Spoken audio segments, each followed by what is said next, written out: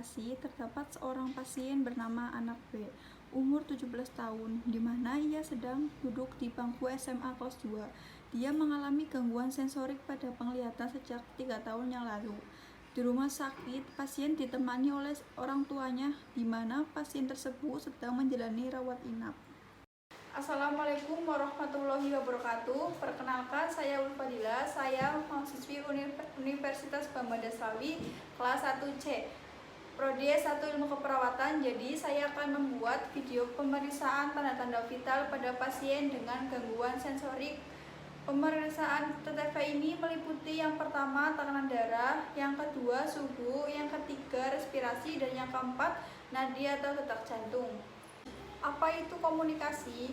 Komunikasi adalah informasi yang disampaikan dari satu tempat lain dengan pemindahan informasi, ide, emosi, keterampilan, dan lain-lain dengan menggunakan simbol seperti kata, figur, dan grafik serta memberi meyakinkan ucapan dan tulisan.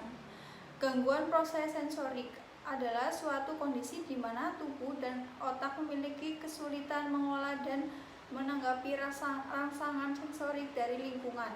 Beberapa orang dengan SPD hipersensitif terhadap suara keras atau makanan bertekstur yang berbeda, misalnya, atau mungkin gelisah oleh tekstur pakaian. Gangguan penglihatan atau kehilangan penglihatan adalah penurunan kemampuan untuk melihat pada tingkat yang menyebabkan masalah yang memerlukan suatu adat. Seperti kacamata, beberapa orang yang juga memiliki kekurangan kemampuan untuk melihat karena tak memiliki akses kacamata atau lensa kontak. Komunikasi pada pasien yang mengalami gangguan penglihatan, sebisa mungkin ambil posisi yang tepat, dilihat klien bila ia mengalami kebutaan parsial atau sampaikan secara verbal keberadaan atau kehadiran perawat ketika Anda berada di dekatnya. Identifikasi diri Anda dengan menyebut nama dan peran Anda.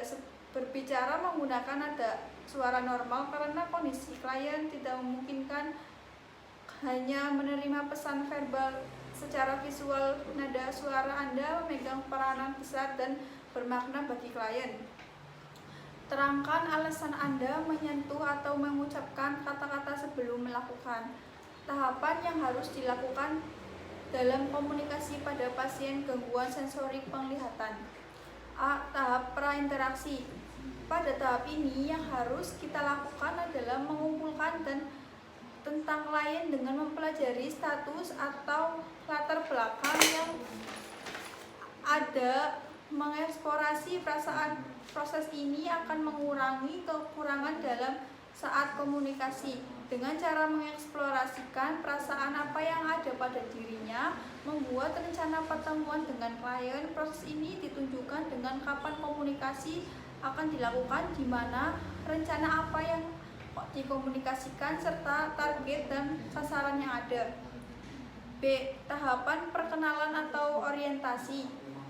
Tahap ini yang dapat kita lakukan adalah memberikan salam dan senyum pada klien, melakukan validasi kognitif, psikomotor, afektif, mencari kebenaran data yang ada dengan wawancara, mengobservasi atau pemeriksaan yang lain, memperkenalkan nama kita dengan tujuan agar selalu ada yang memperhatikan terhadap kebutuhannya, menanyakan nama kesukaan panggilan klien karena akan mempermudah dalam berkomunikasi dan lebih dekat, menjelaskan tanggung jawab perawat dan klien, menjelaskan peran kita dan klien, menjelaskan kegiatan yang akan dilakukan, menjelaskan tujuan, menjelaskan waktu yang dibutuhkan untuk kegiatan, dan menjelaskan kerahasiaan.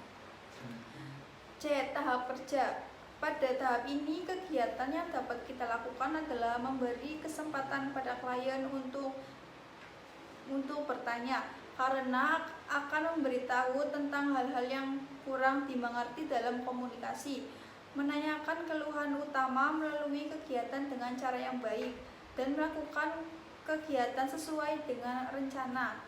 D. Tahap terminasi.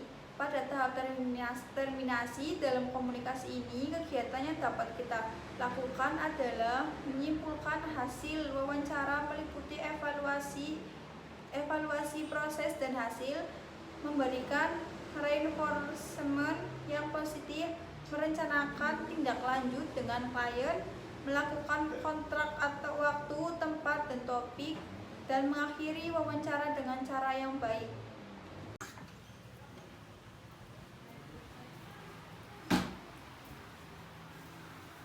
Selamat pagi, Bu. Pagi. Perkenalkan, nama saya Perawat Ulfa. Di sini saya berjaga dari jam 7 sampai jam 2 siang. Kedatangan saya ke sini, saya akan memeriksa kondisi pasien. Apa benar ini dengan keluarga pasien? Ya, saya ibu dari pasien. Kalau boleh saya tahu, ibu namanya siapa ya? Saya Ibu Indah. Kalau boleh saya tahu, bagaimana kronologi anak ibu mengalami gangguan sensori pada bagian mata? Ya, jadi dulu waktu usia 14 tahun dia mengalami kecelakaan dan mengalami benturan pada kepalanya sehingga terkena pengaruh pada penglihatannya seperti itu. Oh gitu. Ya udah kalau gitu saya izin langsung meriksa kondisi pasien ya, Bu. Iya, silakan.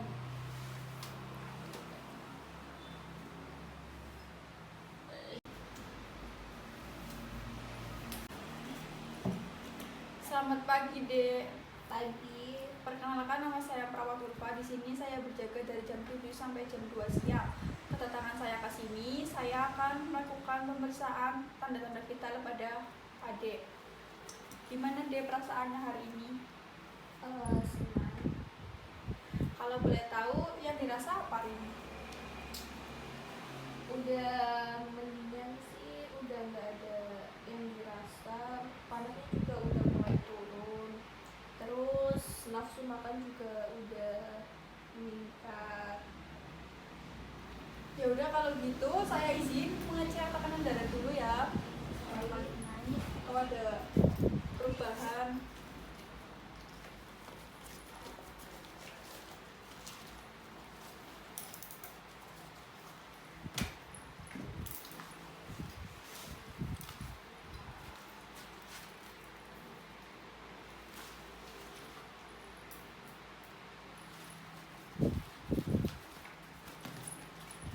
Ini bisa diraba dulu. Di sini tuh ada spektrometer. Ini yang namanya spektrometer. Barangkali pengen tahu, dirasain ya. Saya izin masangnya ya, misi.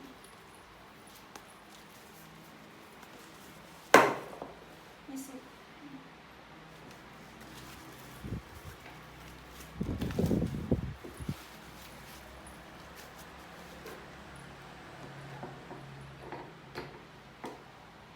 Kalau ini yang namanya stetoskop.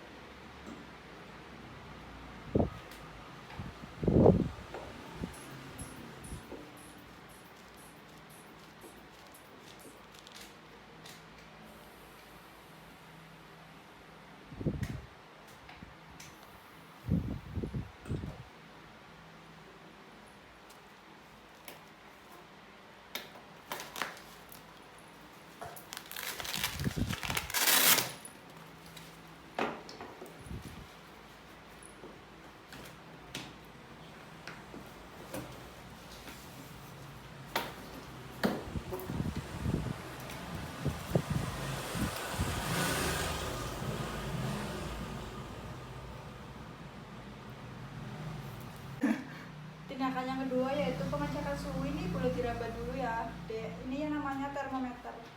Bentuknya tuh kayak gini. Ini tuh buat ngecek suhu. Ini sih ya.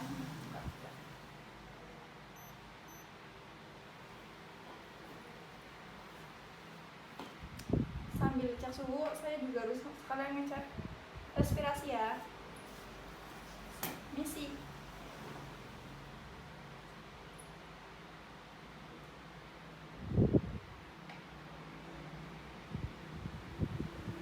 Ade kalau di rumah suka main apa? Main HP. Oh, selain HP terus main apa lagi? Kadang main sama temen. Kalau di sekolah suka materi apa? Matematika. Wah, berarti jago ya matematikanya. Iya, lumayan. Iya.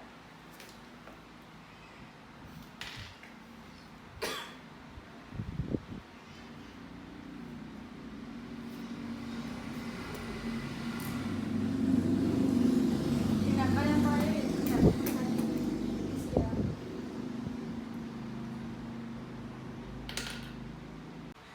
Kalau di rumah suka nangis nggak?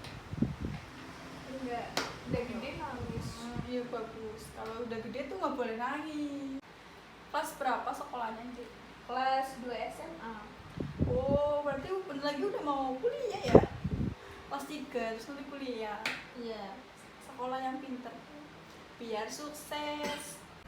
Tindakan sudah selesai ya, Dek. Nanti Ade jangan lupa makan, istirahat yang cukup, minum obat. Nanti kalau udah sembuh jangan suka begadang. Semoga cepet sembuh ya. Nanti saya izin keluar Ade. Nanti kalau ada apa-apa, kalau ada butuhnya, nanti bisa ke ruang perawat atau panggil rekan perawat yang lainnya, Dek. Nanti saya akan kesini lagi jam 3 akan mengecek tekanan darah Ade lagi. Saya izin kembali ke ruangan ya, Dek. Semoga cepat sembuh. Terima kasih. Ya, sama-sama. Sekian video komunikasi sensorik dari saya. Apabila ada kesalahan, saya mohon minta maaf. Wassalamualaikum warahmatullahi wabarakatuh. Dadah.